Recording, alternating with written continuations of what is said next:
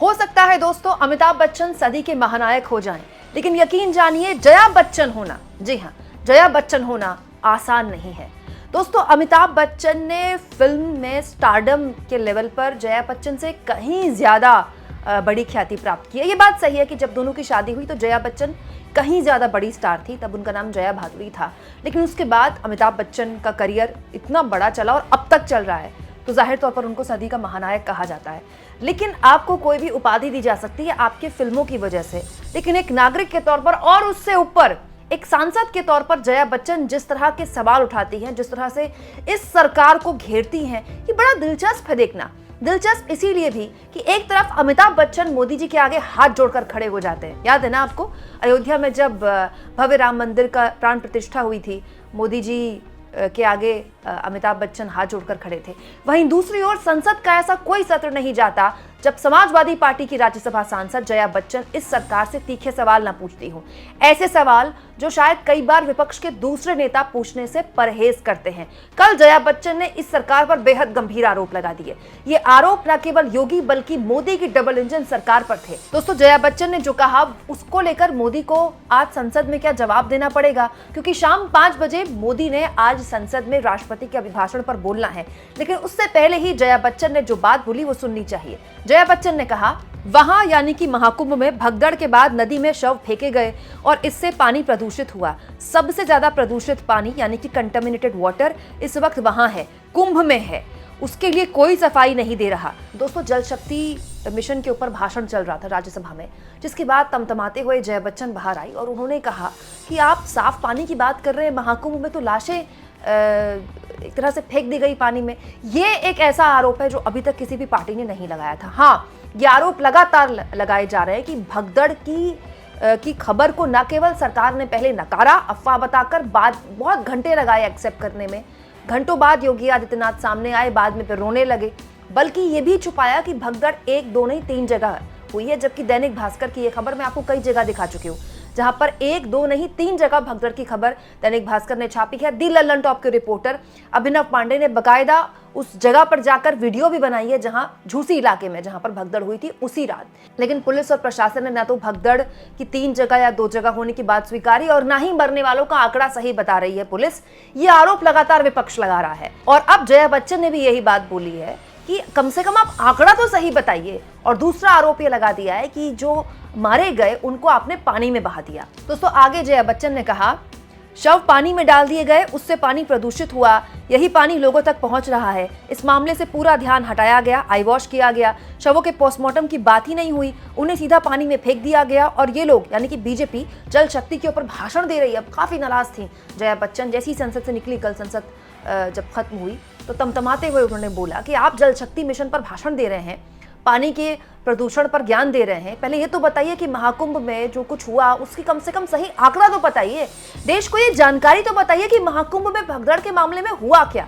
दोस्तों इस बीच दी लल्लन टॉप के रिपोर्टर अभिनव पांडे ने खुद अपने सोशल मीडिया हैंडल में ये वीडियो भी शेयर किया अपने चैनल दी लल्लन टॉप का। मैं यहाँ पर बता दूं दोस्तों, अभिनव पांडे उन रिपोर्टर्स में से हैं जिन्होंने बहुत ही शानदार काम किया। अभिनव पांडे की वजह से ही देश को पता चला कि झूसी इलाके में भी भगदड़ हुई थी। मैं एक वीडियो आपको नहीं दिखा सकती क्योंकि कॉपीराइट का इशू आ जाता है, लेकिन अभिनव पांडे ने अपनी इस रिपोर्टर में बताया कि अभी भी वीआईपी कल्चर वहां पर हावी है। महाकुंभ में कभी कोई जज की गाड़ी आती है, कभी कोई आईपीएस आईएएस की गाड़ी आती है, कभी कोई नेता की गाड़ी आती है और पुलिस बेचारी बड़ी असहाय हो जाती है, परेशान हो जाती है कि अब वो किस किस को मना करे। आप वीआईपी को मना नहीं कर सकते। सोचिए दोस्तों, भगदड़ के बाद भी वहां पर वीआईपी मूवमेंट नहीं बंद हुई है। वीआईपी मूवमेंट क्या बंद होगी? कल मोदी जी महाकुंभ जा रहे हैं, भगदड़ में परेशान लोग अभी भी फोटो ले लेकर अपने परिवार वालों को ढूंढ रहे हैं। कोई शवगृह के बाहर खड़ा हुआ है, कोई कुंभ में अपने परिवार वालों को ढूंढ रहा है। भगदड़ को लेकर अभी तक योगी सरकार ने पूरी जानकारी नहीं दी है। लेकिन कल क्योंकि दिल्ली में इलेक्शन है, कल क्योंकि दिल्ली में वोट होने पड़ने, और आपको पता है जब भी वोटिंग होती है तो मोदी जी या तो किसी गुफा में तपस्या करने जाते हैं या फिर कन्याकुमारी में मेडिटेशन करने जाते हैं। तो कल महाकुंभ में मोदी जी जा रहे हैं। आप सोचिए प्रधानमंत्री जा रहे हैं, कितना बड़ा वीआईपी मूवमेंट है। प्रधानमंत्री को अगर कुंभ में डुबकी लगानी थी तो क्या मोदी जी 19-20 तारीख को नहीं जा सकते थे, जब सारे इंपॉर्टेंट स्नान निपट जाते? तो सब प्रधानमंत्री हो या आप और मैं, हम सब कुंभ में जाने के लिए स्वतंत्र हैं। लेकिन इतना ध्यान तो मोदी को रखना चाहिए था ना कि वो थोड़ा लेट चले जाएं। मतलब कुंभ में डुबकी लगाना ज्यादा जरूरी है कि 5 तारीख को ही कुंभ में डुबकी लगाना ज्यादा जरूरी है? दोस्तों, महाकुंभ भगदड़ में सुप्रीम कोर्ट ने भले ही सुनवाई करने से इनकार कर दिया, लेकिन सुप्रीम कोर्ट भी मानता है कि यह भगदड़ बेहद दुर्भाग्यपूर्ण है। लेकिन उससे दुर्भाग्यपूर्ण जानते हैं क्या है?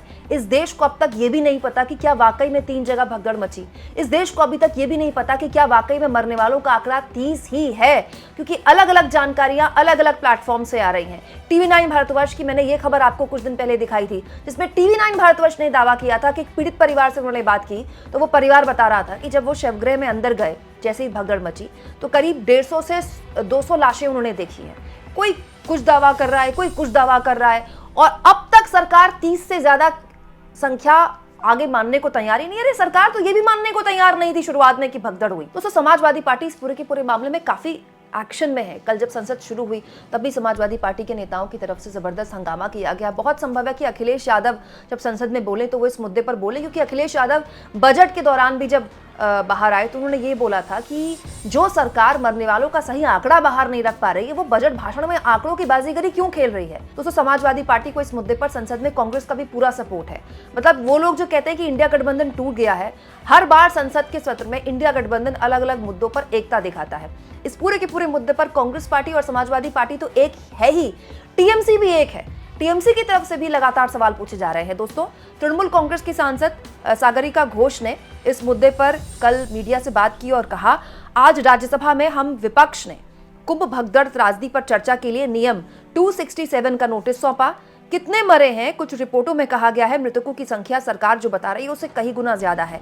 सरकार सच क्यों नहीं बता रही? हमारे नियम 267 नोटिस की अनुमति नहीं दी गई। इस तरह विपक्ष ने राज्यसभा से वॉकआउट कर दिया। शर्म करो सरकार। सरकार के ऊपर दबाव बनाने के लिए विपक्ष क्या कर सकता है? सवाल ही पूछ सकता है ना। लेकिन दिक्कत यह है कि यह सरकार सवालों को एड्रेस ही नहीं करती। एक्चुअली में ये डबल इंजन का जो पूरा का पूरा मॉडल है, ये तो ये मानने को तैयार ही नहीं। लेकिन फिर भी दोस्तों, जया बच्चन के लिए तो तारीफ करनी होगी। एक तरफ अमिताभ बच्चन 2014 से पहले पेट्रोल और महंगाई को लेकर बड़े परेशान हुआ करते थे, ट्वीट खेला करते थे। अब तक उन्होंने इस पूरे के पूरे मामले में कुछ नहीं बोला है। भगदड़ के मामले में कोई कुछ क्या ही बोलेगा। इससे पहले भी पूर्व में ऐसे ऐसे मामले हो गए पिछले 10 सालों में, तब भी अमिताभ बच्चन ने मुंह नहीं खोला, जबकि 2014 से पहले तो काफी परेशान हुआ करते थे वो। लेकिन जया बच्चन के लिए इस बात की तारीफ करनी होगी कि जया बच्चन ने अपने राजनीतिक करियर में किसी भी हाल में अपने विचारधारा से समझौता नहीं किया है, किसी भी हाल में। ये बहुत बड़ी बात है दोस्तों। जया बच्चन और विपक्ष की ये मांग कि महाकुंभ मामले में कम से कम सरकार सही तथ्य बताए, क्या गलत है? कमेंट बॉक्स में जरूर लिखें और जितना हो सके चैनल को शेयर करें, सब्सक्राइब करें और थैंक्स और ज्वाइन के ऑप्शन से अगर आप चाहें दोस्तों तो आर्थिक मदद चैनल की जरूर करें, क्योंकि मेरा ये चैनल केवल आपके व्यूअरशिप पर डिपेंड है। और यकीन जानिए, जिस तरह की खबरें पूरे तथ्यों के साथ, तर्कों के साथ, हर वीडियो में मेहनत के साथ मैं आपके सामने रखती हूँ, कोई यूट्यूब चैनल नहीं रखता।